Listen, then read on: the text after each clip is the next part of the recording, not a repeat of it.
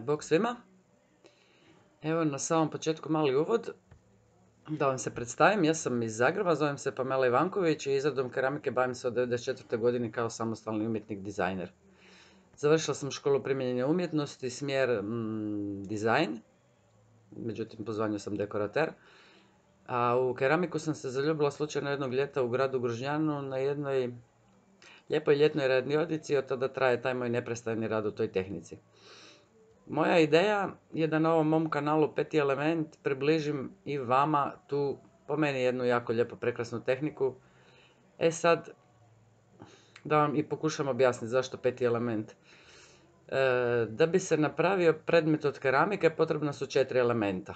Znači ona osnovna 4 elementa koji se činjavaju ljudsku esenciju, to su vatra, voda, zemlja i zrak. Naime, to su simboli i u tom smislu se mogu razumjeti kao tijelo, razum, svijest i osjećaji. To će vam sve trebati, ne bi li se bavili keramikom, ali o tome u nekom od nas sljedećih videa. Ako čovjeku recimo uspije ta 4 elementa u sebi dovesti u nekakav harmoničan sklad, tada se naslućuje i taj peti element, u mom slučaju, kao što sam si ja to zamislila, to su šta? Rukice. Tak sam ja nekako to otprilike zamislila, pa evo, dobrodošli ste na moj kanal. Sad vam možda i nije jasno točno baš o čemu se točno radi, ali shvatit ćete to ukoliko budete pratili peti element. Znači, čime ćemo se mi ovdje baviti? Ovdje ćemo se baviti edukacijom i svime onime što ima veze sa tehnikom izrade predmeta od keramike.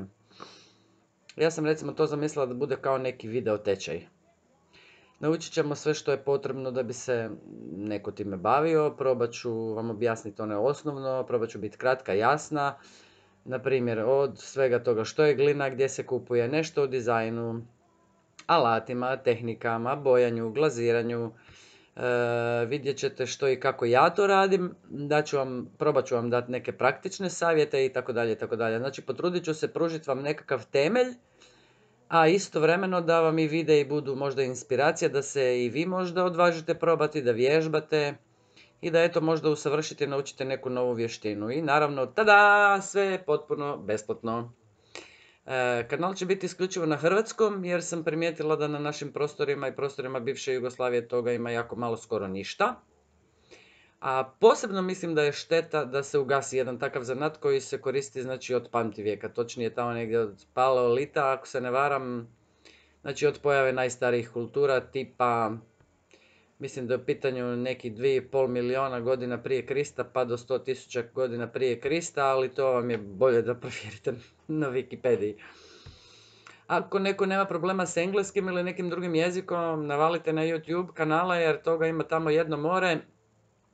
Ja sam iz ovih gore navedenih razloga naime odlučila ostati na hrvatskom. Ispod videa naravno možete pisati, postavljati pitanja, ja ću se potruditi odgovoriti. I eto, mislim da bi to bilo to za uvod. Do nekog sljedećeg druženja i videa. Učite, budite vrijedni, kreativni i vidimo se. Bok!